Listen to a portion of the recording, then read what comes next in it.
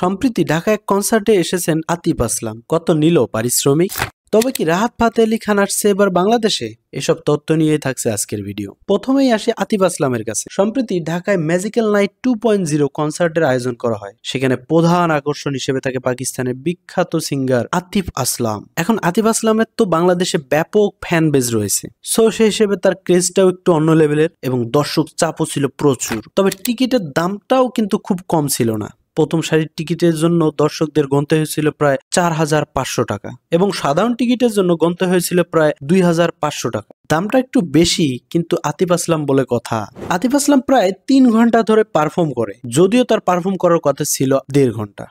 এখন আসা যাক আতিফ আসলামের পারিশ্রমিকে। সবার মাথায় একটাই প্রশ্ন, কত টাকা নিল আতিফ আসলাম? মিডিয়া রিপোর্টস থেকে জানা যায় আতিফ আসলাম দেশের বাইরে একটি কনসার্টের জন্য প্রায় 1 কোটি থেকে 2 কোটি টাকা চার্জ করে এবং দেশের ভিতরে একটি কনসার্টের জন্য